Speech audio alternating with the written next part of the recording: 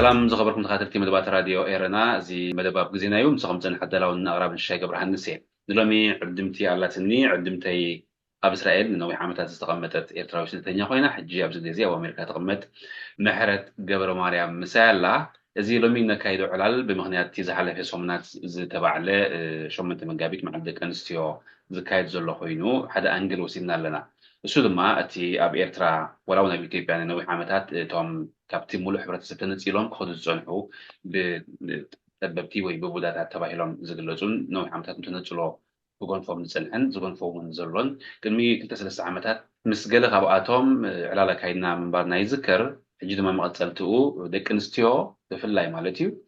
أبتي حبرتسب كونه كابت حبرتسب وزعي دعين دوتات نيرو ونزبل إينا كندسس حجي محرات تموقرات عزبتها فري نجار سلزولو زي كونسي ناتار مرداتا ناتا تموقرو ويكاني تعزب وزن برات تكافلني عدي ما يزلغو مرات مجمرت عد مياه بريكس لازم تأخي مسكنكي اوكي شحاوي انا وني مسكنكا نتي وصع حبرتسب ناي كلتي وجن معدتي بتي يخون بتي بكل توجعي زحلفو زنبره حبرتسب لمقرافته بقيس كان عيب معدامك مسكنكا باسم كل حبرتسب طبيبان مالت صبو بإسرائيل نوع عامتها تغيير كيخي نا إسرائيل كروب كنت كفوينا حجب أمريكا حداسي خن قال حنا أتخنا بيوم أمريكا سلام عليكم كنت أسفق سخن صدراقن أجنا بيرتلا قرب من السيلنا تعب بياخذ ملكات حبشاويتي ناتكم حبرتسب بفلاك هذيك انستيو زنبركن ورد يب زنبرة تمقرز زنبرة نهيوت أكيدا كابت حبرتسب زنبرة نتشلو خون خدق خون غل قرب زكيب خدنجرني اوكي انا محرت قبر مريم يزبهل كم تقدم كاز بالخير توليد زعبه كله منخسيته كباب نقصه بس نعرفه مالتي أقدمي عصرت خلت عملت كاب هاجري وتين أب هاجر إسرائيل أتي أبز حجي ساعات أب أهايو قدمو رحنا بتسجرنا أهايو أب أمريكا من بار جميرة لكم مالتي كما نتي يتذكروا ناشتو خلخن أوه نعيشو خلنا نتي أقدم كاتب الكايو مالتي أبت حبرة السبتة نتقلو زنبرة أبت زعبنا لخبابون لك كم كله كبابي تاعت إيرترا يؤمن اللي مالتي كم تناي كلا عد قات زي كنا كم تكلا إزجبر تايب هالقات زي كنا زي يؤمن له بخم زحلفنا هنا نحن نقول مالتي حجي محرت يمن الوقت تبلغ الأخي كم مالك سكان سمعتي قرب مبرخ خطبنا أنا زعب كله عدي كاثوليكاوي يعني يرى عدي كاثوليكاوي قبل كخلقه إت حبرتسب كاب تأمنتنا تعملت هيكون إتا كاثوليك تبهال بيتك بسيانجن كابتناي كال هاي مونطات زحاشت نيرا مالتي إذا قبل كخلقه إتا هاي مانوت نزي قدايزي بزح كم تخلي أي تدقفونيا إلي يعمل إذا ما بليه كأني نعبنت أب كاثوليك يدوم كأشوشو ويك دناقل كهنا أي تبل النيرة أي تنسق النيرة حبرة السبين كم كله حبرة السب كله قاعد زي بالكو 800 جن بس إمنة زي زحلة فيه مالتي أنا كم مولك بولك أجن بزح تنتقله ويكان قفعي وريد النجالة قبل أي كإلني تأمنة جن على حجي بفولي كاب زلكي أفلوتو حجي نوع عمتات ون مسكادتي تي واتسي أبزف اللي أبزق زي زخاني تأكيبكم تزتي وتزارروا قال خمسة لكم كم زفلتو مثلا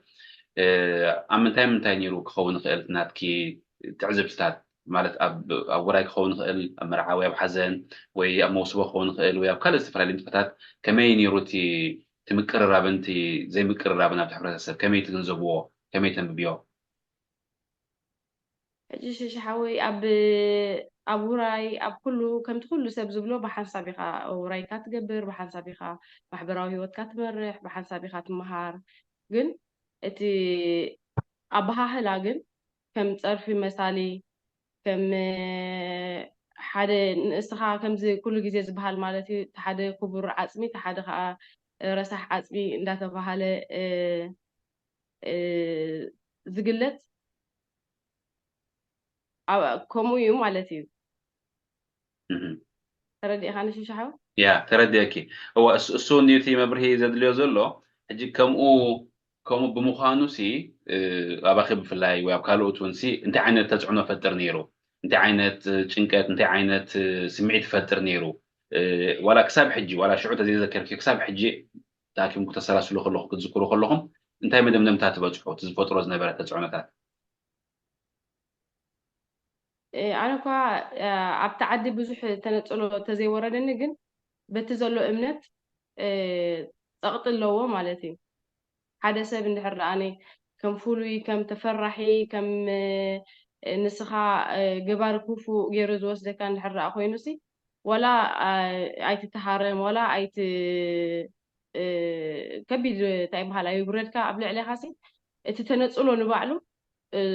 ዓብዪ ሃስያ ኣለዎ ማለት እዩ ኣብ ልዕልና ስለዚ ኣነ ኣብ ትምህርቲ ኣብ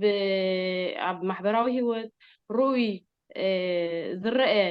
መጥቃዕቲ እኳ ተዘይወረደ ግን በቲ ተኸዊልካ ዝግበር ነገር ኩሉ ግዜ ካብ ምሽቁራርን ካብ ምፍራሕን ካብ ተነፅሎን ናፃ ኮይና ሓሊፍናዮ ማለት ኣይኮነን ካብ ትዕዝብቲ ክኸውን ይኽእል ድሕሪ ኮን ካብ ዝተገንዘብኪ ክኸውን ይኽእል ንዓኻ ዝመስል ኣብ ምርካብ ከመይ ነይሩ እቲ ናትኩም ብድሆታት ወይ ከዓኒ ብልጫታት ግድን ካብቲ ኩሉ እቲ ሰብ ክቕበሎ ዝኽእል ዓይነት ምምራፅን ምስኡ ክትነብር ምድላይን ሓደ ደረት ኣሎ ብካልእ ሸነኽ ከዓኒ ካብ ዝኾነ ይኹን ሰብ ከም ደስ ዝበሎ ክመርፅ ዝኽእል ከዓ ሰብ ኣሎ ኣብ መውስቦ ማለት እዩ ዋላ ኣብ ዕርክነት ክኸውን ይኽእል ዋላ መውስቦ ክኸውን ይኽእል ናብ ሓዳር ኣብ ትበፅሐሉ ደረጃታት ዕድመ ምስ ወሰኽካ ማለት እየ እዚ ከመይ ነይሩ ናትክ ትዕዝብቲ? ኣብ ናተይ ትዕዝብቲ ወይ ኣብ ናተይ ጉዕዞ ሂወተይ ከምዘይ ምልከተካ ጌርካ ኢኻ ትወስዶ ምስ ሓደ ወዲ ዓድኻ ወይ ምስ መማህርትኻ ከምቲ ኩሉ ሰብ ኣብ ፍቕራዊ ዝምድና ኣትዩ ሓዳር ክምስርት ወይ መጓዕዚ ክኸውን እሲ ከምዘይ ምልከተካ ኢኻ ትወስዶ ማለት እዩ በቲ ኣቐዲሞ ዝገብረልካ ንዓኻ ኣቀራርባ ኣክሽን ኩሉ ነገር ዝግብሮ ነገር ኣብ ልዕሊኻ ቀዳምነት ብዓብዩ ከማንሲ ሙሉእ ሰብ ዘይምዃንካ እንዳሓሰበ ብልዕሊኻስ ምስኡ ፍቕራዊ ዝምድና ክትምስርት ኣይብለካን ኣየተባብዓካን ማለት እዩ ከምኡ ፈቲኖም እውን ክንደይ ሽግር ዝገጠመን ክንደይ ሽግር ዝገጠሞም ኣብ ውላድ በፂሖም እውን ውላዶም ብግቡእ ከም ኩሉ ኣብቲ ከባቢ ዝተወልደ ህፃን ብግቡእ ፍቕሪ ናይቲ ስድራ ቤት ናይ ክልቲኡ ወገን ኣቢሉ ክዓቢ ዘይከኣለ ብዙሕ እዩ ነይሩ ኣብቲ ሽዑ ግዜ ማለት ካብ ከምዚ ዝበሉ ወሊድኪ ካብ ከምዚ ዝበሉ ወሊድካ ተባሂሉ ኣብ ሓዳሮም ኣብ ውላዶም ኣብ ማሕበራዊ ሂወቶም ተነፅሎ ዝወርዶም ብዙሕ ግፍዒ ዝሓልፉ ንኣብነት ሽሽሓወ ንዓይ ጥራሕ ኣይኮነ ነይሩ ትነፅሎ ወላ ንኣብነት ካብ ናትና ፋሚሊ እንድሕር ደኣ ዝወለዳ ኮይነን ብዙሕ ሽግር ንዓና ጥራሕ ኣይኮነን ነቶም ስድራ ጠቢባን ወይ ከዓ ስራሕቲ ማሕረሻ ዝበሃሉ ዘይኮነሲ ነተን ካብ ካልእ ሕብረተሰብ መፅአን ኣፍቂረን ዝወለዳ እውን ክሳብ ኣብ ግዜ እርጋኖም ሽግር ዘይምቕባል እቶም ቆልዑ ሙሉእ ፍቕሪ ካብ ክልቲኡ ሕብረተሰብ ረኺቦም ዘይምዕባይ ነይሩ እዩ ማለት እዩ ስለዚ ኣቐዲምካ ከምኡ ስለ ትሪኦ ኣነ እቲ ናተይ ዕድመ ኣብ ከምኡ ስለ ዘይበፅሐ ኣብ ናይ ፍቕርን ናይ ሓዳርን ከይበፅሐ ስለ ዝወፃ ኮነ ስደት ብዙሕ ከምዚ ገጢሙኒ ገለ ኣይብልን እየ ግን ኣቐዲምካ ብትሪኦን በቲ ትህቦ ንስኻ ትሪኦን ኣብ ከባቢኻ ዘሎ ንሲ ንኸምኡ ኣይዕድመካን እዩ ዘይምልከተካ ጌርካ ኢኻ ትወስዶ ንሳብ ከባቢኻ ዘሎ ሰብ ሙሉእ ሰብ መሲልካ ምስኡ ክትፈቐርን ክትዛመድን ኣይዕድመካን እዩ ምክንያቱ ኣብ ቀዳሞት ቅድሚኻ ዝሓለፉ ሰባት ስለትሪኦ እቲ ሂወት ማለት እዩ ካብ ክልተ ወገን ዝተወለዱ ቆልዑስ ሙሉእ ፍቕሪ ሙሉእ ክብሪ ዘይረኽብሉ ስለትርኢ ኣይትዕደምን ኢኻ ንኽትፋቐርን ንኽትዛመድን ኣብ ከባቢኻ ምስ ወዲ ዓድኻ ወይ ምስ ቤት ትምህርትኻ ምስ ወዲ ቤት ትምህርትኻ ሕጂ ዝያዳ እቲ ደቂ ኣንስትዮ ሕጂስ ኣብዚ መዳይ ዝያዳ ተሃሰይት ነይረን ኢልክዶት ተኣምነን ንስኺ ከምቲ ካልእ ሰብ ክመርፃ ይክእላን ዘለዋ ቤተሰብን ዘለኺ ክምረፃ እውን ይኽእላ ኣለዋ እንድሕር ዳ መሪፀን ኣምፅአን ከ ካልእ ሰብ ፈቃደኛ ኮይኑ ተመፂኡ ናተን ስድራ ቤት ከ ናትክን ስድራ ቤት ከ ይቕበለክን ነይሩ ዶ እቶም ካልእ ወገን ኣብ ናትና ስድራ ቤት ሓደ ወዲ ተባዕታይ ካብቲ ሓደ ስድራ ቤት እንድሕር ዳ ኣምፅኡ ልክዕ ከመዲኡን ከም ሓፍቱን ምልእቲ ሰብ ምዃና ብርኣያ ስላሴ ዝተፈጠረት ምዃና ጥራሕ እዩ ዝኣምን ክብሪ ኣለዋ ማለት ከምቲ ማሕበራዊ ሂወት ዘራኽበካ ተዘይኮይኑሲ ብዓፅማ ወይ ብናታ ስጋኣ ተነፂላ ትቆርር ወይ ከዓነይ ትንፀል ሰብ የላ ናብ ናትና ንኣብነት ሓወይ እንድሕር ዳ ተመርዒው ገዛና ክትኣቱ ከላሲ ከም ሓፍቱን ከመዲኡን ምልእቲ ጓል ኣንስተይቲ ምዃና እምበር ዝኾነ ኣበር ዘለዋ ወይ ከዓ ጎደሎ ምዃና ኣይኮነን ዝኣምንላ ብካልእ ብመዓልታዊ ባህርያትካ እንድሕር ዳ ተረዳዲእኻ ብሰንኪ ዓሌትን ብሰንኪ ዓፅምን ዝተነፀለት የላን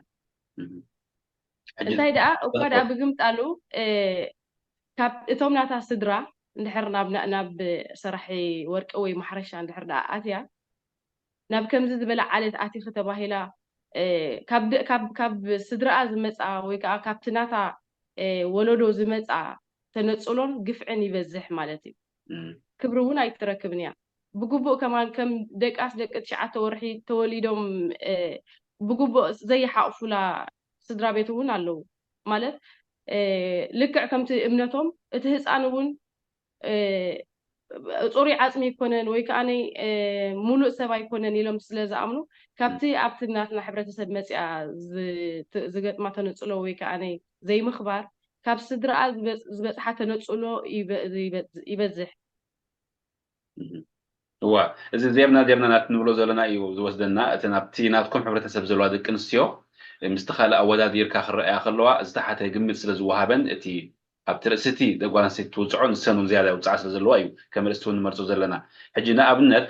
ካብ ናትኩም ሕብረተሰብ ናብቲ ካልእ ሕብረተሰብ ከይዳ ወይ ካብ ናትኩም ሕብረተሰብ ዝመፀኸ ወዲ ትኹን ጓል ናባኹም እንተመፅያኸ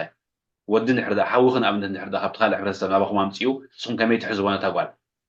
ወዲ ጓል እውን ተምፅያ ንስ የክብለካ ፀኒሐ ኣባናሲ ምልእቲ እያ ከመዲኡን ከም ሓፍቱን ንሱስ ብርኣያ ስላሴ ምልእቲ ምዃና ኣሚኑ እዩ ዘምፅኣ ዘሎ ሰብ ምዃና ፍጥርቲ ምዃና ኣሚኑ እዩ ዘምፅኣ ዘሎ ዓፅሚ ርኢ ይኮነን ወይ ስጋ ቢሉ ይኮነን እሱ ፍቕሪ ሒዝዎ ወይ ከዓ ንሓዳር ትኾነኒ ኢሉ መሪፁ ምልእቲ ሰብ ምዃና ኣሚኑ እዩ ዘምፅኣ ዘሎ ኣብ ገዛና ወይ ከዓ ኣብ ናትና ፋሚሊ ክትመፅእ ከላ እዛ ሰብ እዚኣ ከዓነ ዝኾነ ጎደሎ ዘይብላ ምልእቲ ሰብ ምዃና ብካልእ ባህርያቶም እንድሕር ተራዳዲኦም ሲ ብዓፅምን ብስጋን ወለዶን ፀብፂብካ ዝኾነ ጉድለት ዘለዋ ኣይኮነትን ከም ሓፍቱን ከመዲኡን እዩ ዘቕበላ ንሕና ናብ ካልእ ናብቲ ሓደ እንድሕር ዳ ኣነ ንኣብነት ኣፍቂረ እንድሕር ዳ ናብቲ ጭዋ ሕብረተሰብ እየ ዝብል እንድሕር ዳ ተመርዐየ ግን ኩሉ ግዜ ከም ኣነ ጎደሎ ምልእቲ ጓል ኣንስተይቲ ዘይኮንኩሲ ከም ገባሪት ክፉእ ፍንፍንቲ ሕስርቲ ከምኡ እዩ ዝውሰድ ማለት እዩ ኣነ ኣይከብርኒ ደቀይ ኣይከብሩን እዮም ግን ኣነ ናብዚ ጭዋ ሕብረተሰብ እየ ዝብል እንድሕር ዳ ከይደ ግን ስድራይ ኣይንፅሉንን እዮም ንዓይ ደቀይ ብግቡእ እዮም ዝሓቕፉለይ እንድሕር ጥዒምኒ ትናብራ እንድሕር ዳ ናይ ሰማማዕ እንድሕር ዳ ኮይኑ ኣነ ምስ ሙሉእ ሰብ ሓዳር ገይረ ከም ዘለኹ ጥራሕ እዮም ዝብሉ ትናብራ ጥራሕ ንዓይ ጣዕመኒ እንተዘየለ ግን ዓፅሚ ፀብፂቦም ወይ ናትና ይኮነን ኢሎም ኣይንፅሉንን እዮም እተን ናባና ይኣትዋ ናባኹም እንታይ ኣቴን ከትብሎም ዘለካ ግን ካብቲ ኣብቲ ናትና ሕብረተሰብ መፅአን ዝኾነ ዘጋጥመን ዕንቅፋት ካብ ስድረአን ዝንፀልኦ ይበዝሕ ኣብ ገለገለ ደቀን ብግቡእ ከየላለያ ምስ ስድራ ቤተን እውን መዋእል ደቀን ጎቢዞም መርዓ ዝኣኸሉ እውን ኣለዋ ብከምዚ ማለት እዩ بقلقل قد محجز قبرنا قال متى مستفنوه أبناي صندوق ريته موهابي بزح حسابات كم زلون كم زوج وانا فمن قال تنيرهم كم زح حيمان يرى حفتي حيمان يرى كم زبيت سبي حيمان يرام كم زجرنا نبتم سدرا بيتكم زقور خيدنا يلوم كأني كم شبوت كم زخوانا كم زوج وانا فقيرهم زارب له حجي كسب حجي بزلك في التات كم يجرم دا سباتكم جرام يحميو نحن عامي بلناكم هنجبر ني أملاك حيلي وزبل ملسي ركبني رخب مجمرتها مش بعد إفريم جوبنا بزغبركوا على نحركم خوينو توم سبات كم خوين نازل بدا كابيت بقيسهم يمسلك نعخي وكابيت بقيسهم يمسلكم نعخم أو حجي شحاول حدا سب ندحر أنا يسرقي إخا ويحصاوي إخا أنت اللي كاسي بخمي مخنيت نسو جبت خمس زلوا بخمينا نحنا خوم نجبر السو تخوم إذا بالحبرة السب وقع تخوم إذا بالسبينا عنا جبت خمس على زلوا مر نحنا مولات سبات بأرأي سلاسي كم كله ود آدم والهوان أبتشعته ورح تولدنا كم كله فطور ولا حانت في اللي زي بالنا مقانا إنا نأمن نحر عن إذا حتى زي نعيا يكونن زملكات مالتي أنا كم كله كريستيان بكريستوس زأمن بأرأي سلاسي استفاد أركو سبي زخونة فولي نجارية بالليل فليتي إخي تخيلي إخي عقمي عليك إن حر زبل كوينو السيئتي شفت تحت كم تعلي خيل مبر أنا مئتاوي ولا حنت عقم زي بلي كم كله سب دخامي حمامي كم كله مالتي كم كله فطور سب زبلة كم مخانة زعم لذي أنا شفت زمت علو يلن نسو إتي زبلي شفت خمس على زبع أنا مالتي في الشحاول نحرنا تيريكا نتير لي حجي ناب سدت وتيخي أب إسرائيل العسرة عمل تقميت كي حجي بأمريكا لخي أب إسرائيل كخميت ذكريات زنبر هيوت أب محبراو هيوت كي هيوت كن بحفشة تنزل خون الكذا خل زيد اللي رأيته زيد اللي حميته خون خل نيرو دو كمين يرد زي زخرخي هو حجي أب سدتي تزخفه عن بياب كبابيهم أب عدهم قليل كان أبو انتي بحالي نيرنا أنسي كمزي قلع أنا تسعود كتحال فوق ليلا بالكاتوريو نجاري نيرو شحاول صبو جرى زي جلسكو أقلل بالكاتوريو تسمعيها دك تمرتخي وازي الكيوم إيه جن أبوتا سدتي نعايزة شجرني نعبنت عم مدربة داخل كيد كلا ناسي ካልእ ሰብ ከይጠሚ ገለ ቀልጢፉ ንኽኣቱ ገለ እዩ ዝህንጠ ነይሩ ኣነ ግን ካልእ ተወሳኺ ፆር ነይሩኒ እዚ ክብለካ ከለኹሲ ፍርሒ ራዕዲ ብዘይገበርካዮ ነቲ ሕብረተሰብ ክትእምኑ ኣይትኽእልን ኢኻ ወላ ብዚ ሕጂ ምዕቡል ዓለምስ ትሪኦ ኣለካ ብዙሕ ሰብ እንዳተዛረበሉ ከሎሲ ኣብኡ ተሓቢኡ ዝነብር ኣብኡ በቃ ክውን ኢሉ ዝኣምን ኢኻ ትርኢ ማለት እዩ ኣይኮነን ዶ ሽዑ ውፅእ ኢልና ካብ ሃገርና ወላ ሓንቲ ኣፍልጦ ዘይብሉ እሞ ከዓ ኣነ ዓዊለ ክዛረበሉ ዘይክእል ማለት እዩ ኣነሲ ኣብ ውሑስ ቦታ ኮይነ ክዛረብ ክእል ከምዚ ሕጂ ኣብቲ ሽዑ ግዜ ግን ወላ ነቲ ሰብ ከረድኦ ዘይክእለሉ ግዜ ስለ ዝነበረ ብጣዕሚ ምድረ በዳ ይከብደኒ ነይሩ ንኣብነት ኣብ ዓዲ ከለኺ ገለ ዝበልካኒ ቁሩብ ንሱ እንታይ እዩ ከምዚ ናይ ነገር ቁልዕነት ስለ ዝሓለፍናዮ ኣነ ኣብ 11 ክፍሊ ምስ ወዳእኹ ማለት እዩ ሽሻሓወይ ንሳዋ ክኸይድ ደልየ ከም ኩለን መሓዙተይ ንሳዋ ክኸይድ ደልየ ነይረ ስድራይ ግን በዚ ጉዳይ እዚ ስለ ኩሉ ግዜ ዝሓሙ ዝፈርሑ ዝስከፉ ንሳዋ ክትከዲ ትኽእልን ኢኸ ገለ ኢሎምኒ ማለት እዩ 11 ክፍሊ ምስ ኣፋረቕክዎ ሕጂ ንምንታይ ከም ኩለን መሓዙተይ ክኸይድ እየ ንሳዋ እንታይ ፀገም ኣለዎ ንበይነይ ከመይ ገይሩ ይከብደኒ ገለ ምስ በልኩም ንሕና ተወሳኺ ዘሻቕለና ነገር ስለ ዘሎ ንስኹም ክትፀርዮ ዘይትኽእሊ እንታይ ገጥመክ እውን ስለዘይ ንፈልጥ ንሳዋ ኣይትኸድን ኢኺ ገለ ኢሎም ኣትሪፎም ንኻብ ሳዋ ማለት እዩ ኣነ እንድሕር ሳዋ ከይደሲ ከም ኩለን መሓዙተይ ክውድኦ ዝግባኣኒ ወይ ከዓ ኣነይ ክበፅሖ ዝግባኣኒ ዕላማ ከምኡ ድልየት ነይርኒ ግን ብሰንኪ ከምዚ ተሪፈ ሕጂ ኣብ ዓዲ ኮፍ ክብል ስለዘይክእል ከዓ ነስመራ ከይደ ማለት እዩ ክሰርሕ ሕጂ ካብኡ እዩ ዝጅምር እቲ ናተይ ማዕረ ክንደይ ከቢድ ምዃኑ ክገልፀልካ ስለ ዝደለኹ ሽሓወት ተረዲኒ زيركا دوالاتي متعبيتها كم نورمال ترى أيوة ببهرها بطبايكا تتسامع معك جن نيرو محزوتنا عرفتنا الله صار حجي جن أبتي وساني ساعات مسبسها زفتر تسجمي حجو سوا ناي مخاد عدل خمس ليز اللي خط مهر ندا دلخي اسمع حاجة خط ندا دلخي تعنك فات أبوانيكو وسان مومنت ناجز ناي هو كيزي شو اسمه راحت كي كان الساعة واحد نقدر نتخيل يا أخي حج أبزا مومنت زي حجي ولا تخم ترى كوين زرع كاز نبرة بار ترى يكون نكتب زغيلة كاجزية بس حلو مالته بخوم أنجليز ريو زلخو حج نابسدت كيركي يركي فلك أب سهرة تسجم نيرو كبيد نيرو نعيت بنيركم مو ناي سهرة انتهي نيرو فولي زغبرو هو حجي أتي حبرتسب معرخن ده يخبيدي يريو نعنا ون تفرحي مالت كابت كالي سبسي كيت قعدنا نخن فرح زجبر الناس كابتي زربا ناي سباتي نحنا نفلت أقول ده يبلنا كله تزجبر حماق يكون تز قبل عليها زحسب ودي تجلس كاب كبابي خايخات تسمعوا شي شحاول حجي انتي نمبالي أب حدا جزاسي بزعبة خمسة مالتي تقببت خمسة يوم بوداتات خمسة يوم قال حجي نعوم تك غير كحتكلا خلو مالك كايلن كزاربا يسمعني راه بس مرة حجي نخمسة يوم زبول عينت سبعة زي حاسين غير كحتهرمو مالك بلح نجر غير كحتهرمو مالك قال زبني روح حجي تأم دربل أنا عايزة كفني رزقلكو ها زخون افتخبابنا عنا زفل سبات أنا نحنت حفتي يقول حو بيني نانيرنا مالتي حجي افتخبابنا عنا زفل سب كركب يدلني أنا في شعوب مالتي مخنياتو وحسنت يا بالليل نفرحينا نيرنا اجينا تاقول حاوبي كل جزء انت يزبلا بقى ابزس ولا بيتسبنا تزيل عنا يحشنا مخنياتو قال لنا انا تحدث بتحدث لزفلطو الحرفه اللي تؤمنا هيوتنا ممكن دحنا ينخلنينا زبللو ساعات نيرو مالتي اجي بطعمي خاطر شعور اتسب تدخام تطميت تقلب بفلاي دق انستيو نابكم ان زلاغو او كم كل سب يدخمان يحمان قال مخانن زي كنا زابنا لوسي تتسمعون ቃንዛን ተተሰሚዕዎንስ ጥራሕ ናብኮምኡ ስለ ዘፀግዖ ከምዝለኒ ቡዳላትኒ ጠቢብ ኣለኒ ገለ እንዳበሉ ስለ ዘፀግዖ ከምኡ ኣንፈት ረኺቦም ንዓና ክገድፉና ስለ ዘይኽእሉ ብጣዕሚ ንሽገር ነርና ክልቴና ማለት እዩ ክልቴና ጥራሕ ስለ ዝነበርና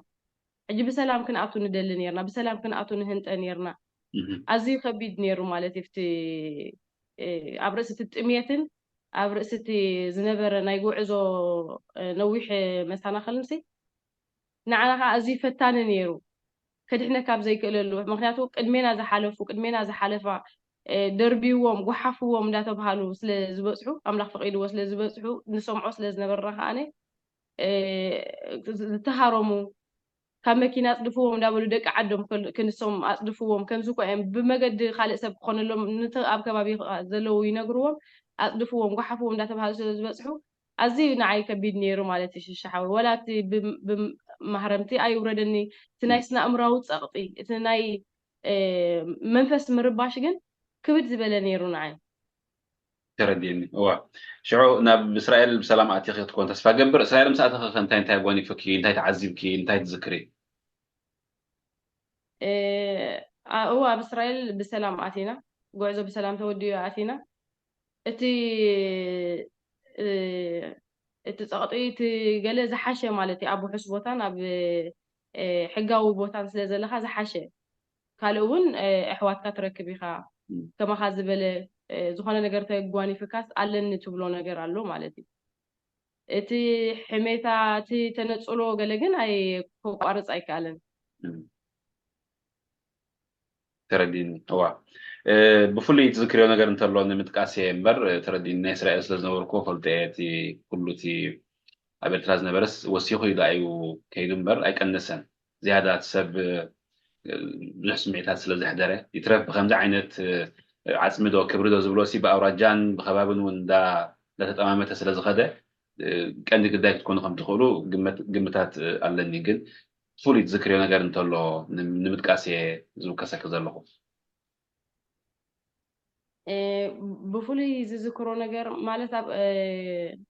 እስራኤል እቱ ምስ በለ ኩሉ ሰብ ሲ መጀመርያ ካብ ምድረ በዳ እቱ ምስ በለ ዝገብሮ ነገር ንሕራሉ ንቤተክርስትያን ምኻድ ናብ ቤት ፀሎት ምኻድ ገለ እዩ ነይሩ ሕጂ ኣብቲ ቤተክርስትያን ብዙሕ ክሳይ ትርኢ ማለት እዩ ካብቲ ኣብ ደገ ዘሎ ሕብረተሰብ ንላዕሊ ኣብቲ ቤተክርስትያን ዘሎ እዩ እቲ ዝኸፍአ እምነት ወይ ከዓ ኣብ ተነፅሎ ገለ ዘርእየካ ሩኡይ ትሪእሉስ ኣብ ናይ ቤተክርስትያን ዘሎ ህዝቢ ኣብቲ ዝመላለስ እዩ ነይሩ ንዓይ ማለት እዩ ሕጂ ቤተክርስትያን ክንከይድ ከለና መጀመርያ ዝኾነ ብዛዕባኻ ናትካ ታሪክ ወይ ከዓ ናትካ ዝኾነ ነገር ዘይፈልጥ ብክብሪ ይቕበሉካ ኣብቲ ቤተክርስትያን መጀመርያ ማለት ሓደ ወርሒ 2 ወርሒ ፅቡቅ ሰላምታ ፅቡቅ ትቀራረብ ምስ ኩሎም ማለት እዩ ብድሕሪኡ ግን ቀስ እንዳበለት ዝነበረ ክሳይ ሓደ ሰብ ንዓኻ ዝፈልጥ ይመፅእ ነታ ልምድ ትሽም እዚ ደኣ ከምዚ እንድዩ እዚኣ ደኣ ከምዚ እንድያ እንዳተባሃለ ስለዝኸይድ ሕጂ ኣብኡ እዩ ዝጅምር ተነፅሎ እቲ ዝለመድካዮ ካብቲ ሕብረተሰብ ማለት ኣብዚ ግዲ ሓይሽ ኢልካ ተስፋ ጌርካ ትፀንሕ ምሻ ቤት ኣምላኽ እዩ ኢልካ እሚንካዮ ትፀንሕ እሞ ድሓር ቀስ እንዳበለ እቲ ሰብ ክርሕቀካ ከሎ ብጣዕሚ እዩ ዝስማዓካ ሽሻሓዊ እዚ ከፍአ ነገር እዚ እቲ ማሕረምቲ ገለ ይቐልል ካብቲ ኣብ ልዕሊኻ ዝገብሮ ሰብ ሙሉእ ሰብ ክንስኻስ ከም ጎደሎ ሓሲቡ ንዓኻ ክብሪ ክኸልኣካ ከሎ ገፅ ክፅውገልካ ከሎ እዚ ዝኽእሎ እዩ ዝኽእሎ ተፃወርነቱ ማለት ሕጂ ኣብ ቤተክርስትያን ብዝያዳ ቤተክርስትያን ክኸይድ ምስ ጀመርኩ ዝያዳ ተነፅሎ ብኡ ከዓ ርአዮ ሰብ ካባኻ ክሃድም ፅቡቅ ሰላም ይብለካ ነይሩ ቀስ እንዳበለት ዝነበሮ ዝለመድካዮ ሰላምታ ክትረሓሓቅ ከለካ ኣብ ማእከል ቤት መቅደስ ከይድካ ኩልኻ ንኣምላኽ ክትፅልልካ ከይድካ ኣብ ማእከል ቤት መቅደስ ንዓኻ ርኤን ቆልዓ ሒዘን ናብ ካልእ ዝኸዳ ወይ ንደገ ዝወፃ ክትርኢ ከለካ ብጣዕሚ እዩ ዝስማዓካ ሓንቲ ብፍሉይ ዝዝክራ ከዓኒ እቲ ሕብረተሰብናሲ ጎደሎ እምነት ምዃኑስ ንቤተክርስትያን እንድሕር ናብ ቤት ኣምላኽ ትኸይድ ኣለካ ኮንካሲ ካልእ ተወሳኺ ከድሕነካ ዝኽእል ዝኾነ ነገርስ ኣየድልን እዩ ኢለ ይሓስብ ማለት እዩ ኣነ ከም ኣነ ማለት እዩ ከምኡ ስለ ዘዕበዩኒ ስድራይ እንድሕር ሓሚምካ ሕክምና እንድሕር ከምኡ ኮይኑካ ወይ ማጮለት ወይ ሕክምና ኢና ንሕና ዓቢና ካልእ ንገብሮ ተወሳኺ ዝኾነ ነገር የለን ኣባና ማለት እዩ ኣብ ቤት ኣምላኽ ኮይንካ ግን ከምዚ ሓደ ዓይኑ ንቆልዓ ኩሒልካ ምምፃእ ገለ ኣብ ኢዱ ዘንፀባረቕ ጨርቂ ኣሲርካ ምምፃእ ፀሊም ጎማ ኣብ እግሩ ኣሲርካ ምምፃእ ሕጂ ንምንታይ እዩ ገለ እንተይልካዮ ንምንታይ ማለት ሓንተሲ እንታይ ደኣ ከምዚ ፀልሚት ዋስ ሓደ ዓይኑ ክሒላቶ ዝመፀት ገለ በሲ እንታይ እዩ ደኣ ገለ ኤልያስ እኖ ምናልባት ኣብዚ ቡዳ ክህልው ይኽእሉ ይኾኑ እዮም መከላኸሊ ኢለ ገይረዮ ገለ ሕጂ እዚ ንዓይ ሞራለይ ናብቲ ቤት ኣምላኽ ካልኣይ ግዜ ንኸይከይድሲ ብጣዕሚ እዩ ሞራለይ ዝሰብረንን ማዕረ ክንደይ እዩ እቲ ሕብረተሰብስ ኣብኡ ጥሒሉ ጥራሕ ኣብ ከምኡ ኣሚኑ እቲ ናብ ቤት ኣምላኽ ምኻደሲ ቀዳማይ ኣይኮነን ሰሪዕዎ ዝኸይድ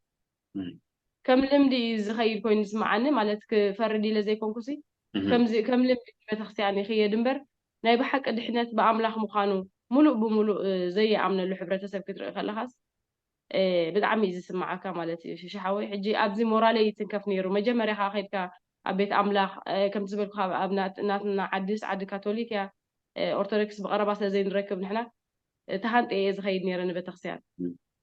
ከምዚታት ክትርኢ ከለካ ካባኻ ሰብ ክሃድም ክትርኢ ከለካ ቤት ኣምላኽ ንዓኻ ርኡ ንደገ ክወፅእ ከሎ እቲ መጀመርያ መን ከምዚ ዘላለየካ ሰብ ከይረኸብካ ከለካ ዝበካ ዝነበረ ክብርን ትቀራረቦ ዝነበርካ ሰላምታን ድሓር ገለ ነገር ብዛዕባኻ ፅንፅንታ ምስ ሰምዐ ካባኻ ክሃድም ከሎ ብጣዕሚ ኢኻ ትትንከፍ ቀሊል ኣይኮነን ተረዲእኒ ሕጂ እስኺ ኣይ ቲንክ ቆልዑት ኣለኹ ባል ሓዳሪኽ እሞ ናትኪ ናይ ሓዳር ዝነበረ ተመክሮ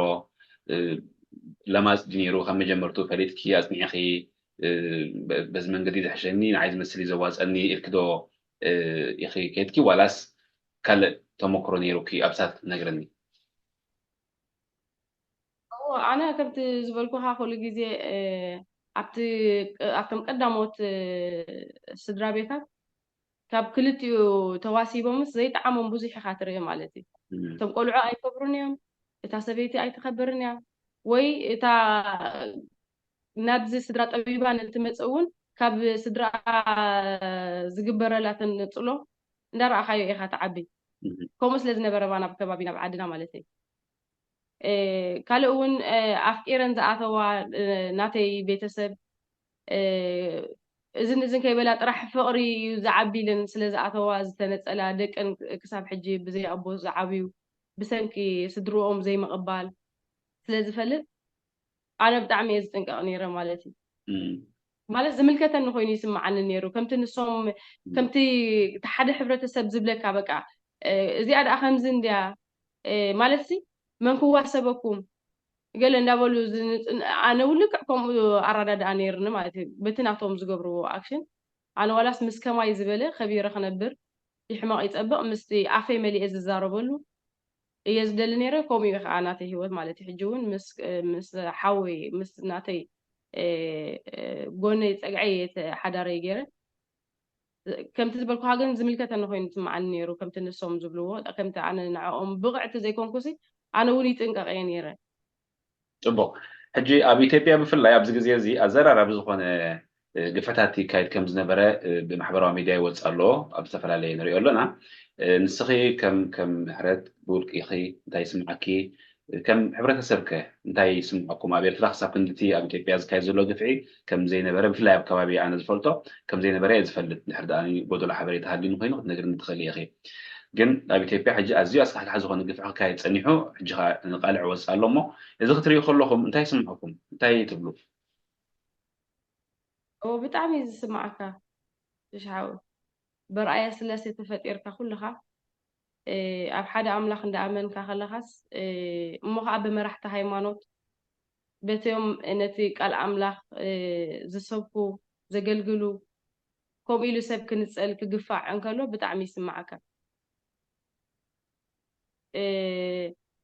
روي ولا تزيكونه أب كم زي أقدم يخبلك زت أنا حكو ولا أب إرتراون كسب كندو تجانا نقاط زيكونه قليل يكونن مالتي علو إيو أبوزح كبابي ماي مستاي زخل أو مالو عبد عدي كبر زي رحولو علو عدو قدي في إزاي واتسامبر يلن مالت هيكونن رئيس لزي كنا عدو قدي فس لزي تسدد ويون زي قالوا حسي إنو فاني تدبي أزنبر ويكا ساعان زداربولو سقيلو زهلو يخيليو يبل مالتي أنا مبر كساب كندو سلزي ترعي مبر يلن مالت هيكون أنا بإرتراون ترديك هو نحن وانت عندنا زي عباتات نتنكفلو زلنا مخنيات بأن دبتهم نوي حمتات زمانات نقولوا نغير الناس توزعوا في لك هذا كنسيو أبز عبازي أبز زي زون نسوس لزوان زعبانا انتي مثل سمعتاتهم انتي سمعتات انت مكرتات انتي غير انت زكالك متى ما حي شيء نخم زعبا سلنا حسبن كم حتى سلنا متونينا ونزعلال نقبرو زلنا بحجونا بطل خنقبرينا خم علالات حجا مجرشات تبليو لبوان تلكي تبليو مخرن تلكي تبليو حسب تلك خصمع أنا خبلوز دلي أنا طرح يكون كنت لتقيلة وإثناتي حبرة سب طرح يكون أنت لتقيلو اتحاد وجن ولك كمناتنا كابناتنا قد أزخف مالتي فرحي راعدي أبزي جبوت نجر من بار حلمي ندا رأيه كله خم جهد جيرو زوسدو حبرة سب كابز ناس أخوين خوتس ማለት ደጊሙ ሓሲቡሲ ብኸመይ ኢሉ ንነብሱ ክሓታ ክኽእል ከም ዘለዎን ነተን ደቂ ኣንስትዮ ከምዚ ኸማይ ዝበላ ደቂ ኣንስትዮ ከዓነ ኩላ ጓል ሄዋን ማለት እዩ ማዕረ እዩ ኩሉ ነገር ማለት እዩ ንኣብነት እሲ ኣብ ግዜ ሕርሲ ከምዚ ኢላ ጠባብ ትፃብአኒ እያ ኣብ ግዜ ከምዚ ገለ እንዳበልካ ነቲ ናትካ ድኽመት ወይ ከዓ ከም ፍሉይ ጌርካ ምውሳድ ወይ ከዓነ ክውን ጌረን ዝወስዳ ደቂ ኣንስትዮ ኣለዋ كل أقوال هيوان لكع كم تمسحف قدس زبلوسي هيوان بتعرخي دقيقة تولدي يوم زبلسي كله يو كل أقوال هيوان فطور زبلة حدا عينت ولا قانا يقول نوح يبل نيقول عن حصر زبل كان زي هلو أمبر أب كم زي أتوكيرن حق أمثيلن رأسن أمينو أزلوا كاب كم زوجين كمرمرة ننفسن كحتى بخمي معس قليل كان نفس حتيتك خابز إمنة زخوتو كابز إمنة زخوت عن ما مخنيتا يو خوين زلو مالتي كم محبي يزتك أمول زلو أبز معبول الجزيسي إن من تاي لنونك حتى لو إن من تاي حتى حبشاوي إيرتراوي إثيوبياوي زي كنا طرح كوم أخويناس لمن تاي كوم أخوينا أبانا طرح أبكال عالم ده زي اللي إلو سبني نفسه حتى خخيل اللو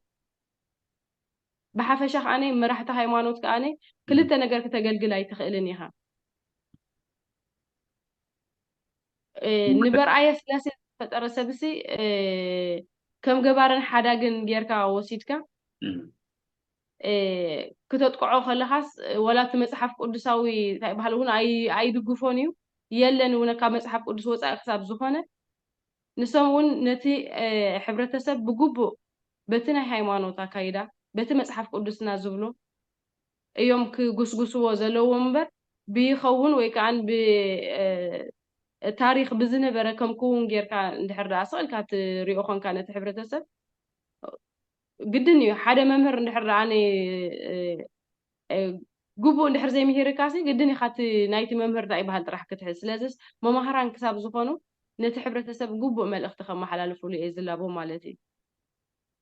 ድሓር ካብ ከማኻ ዝበለ ሕብረተሰብ ማለት ከም ከማኻ ሰብ ፀማይ ሓማሚ ፀማይ ዝኾነ ምሕረት ክትሓትት ወይ ከዓኒ ፈውሲ ክትፅበ ገለ ክዳን ናይ ሰብ ጌርካ ክትፍወስ ምፅባይ ፀጉሪ ወሲድካ ክትፍወስ ምፅባይ ብሰብ ዝሰርሖም ነገራት ከም ጎማ ወይ ገለ ጌርካ ክትፍወስ ምፅባይ እዚ ድሑር ናይ ድሑራት እዩ ሕጅስ ባዕሉ እቲ ሰብ መርሚሩ ክወፅእ ክኽእል ኣለዎ ይብል ማለት ርእስና ክነስፍሖ ኣለና ብፍላይ ከዓ ኣደ ማለት መምህር ሕብረተሰብ ክሳብ ዝኾነት ብዝተኻእለ መጠንሲ እተን ኣዴታት ካብ ከምዚታት ወፂና ኣብ ክውን ነገር ንድሕሪት ከይመልሰካ እምበር ሽሻሓወይ ኣብ እስራኤል ሲ ቆልዑ ነይረን ትሕቲ ዕድመ ኮይነን ዝኣተዋስ ኣዴታተን ስለ ዝበልአን ኣብ ቤት ትምህርቲ ኣብ መገዲ እንዳኸዳሲ ከምዚ ዝበሉ ኣለዉ ጠበብቲ ቡዳታት ኣለዉ ኢለንስ ነንሕድሕደን ንዛረባ ነይረን ሕጂ ሓንቲ ካብአን ጓላ ንመሓዛ እያ ከምዚ ዝበሃል ኣለዉ ገሌላስ መን ኢልክ ከምዚ እየን ዝብላ ብጣዕሚ እየን ዝፈርሓ ብጣዕሚ እየን ዝስከፋ ገሌስ እንታይ ይመስሉ ኢለየን ከዓስ እንድዒ ማማ እያ ትፈልጦም ዝብላ ቆልዑ ኣለዋ ማለት ኣብዚ ሕጂ ግዜ ኮይነንስ በዚ ሕጂ ወለዶ ኣበይ በፂሕ ኣሎ እቲ ምዕባለ ናይዚ ዓለም ኣበይ በፂሕ ኣሎ እታ ማማ እንታይ ተመሓላልፍ ኣላ እታ ኣደስ ንደቃ እንታይ ተመሓላልፍ ኣሎ ማለት ዘየለ ሕልሚ ዘይጭበጥ ነገር እዚ ዝኸፍአ ንባዕለን ወላ ነተን ቆልዑ ብኮንፊደንስ ንኸይዓብያሲ እንታይ ከም ዝመስሉ ሳይፍለጡን እዮም ኣብ ጎንደር ኣለዎም ንዕኦም ዝእዝዞም ከምዚ ዝገብሮም ሰብ ምዃንካ እውን ሲ ኣይፈልጡን እዮም ማለት እዩ እንታይ ይመስል እቲ ዝበሃል ነቶም ቆልዑስ እንታይ ኢና ነመሓላልፈሎም ሕጂ ኣዴታት ኮይና ብፍላይ ማለት እዩ ኣነ ኣደ ስለ ዝኾንኩ ብዝጠቅም ነገር ንደቅና መሊእና ወይ ከዓኒ ጎስጉስና ኢና ክንዕቢ ዘለና እምበር ብዘይ ተጨበጠ ነገር ብዘይ ሓቅነት ዘይብሉ ነገር ንደቅናስ ሕማቕ እንታይ በሃል ኣይንምሃሮም እሞ ከዓኒ ከም ዘተባብዕ ተዝኸውን ዋላ ስድራና እውን እኮ ዛንታ ነጊሮምስ ንፅቡቕካ ዛንታ ነጊሮም ሓቂ ምሲሎም እኮ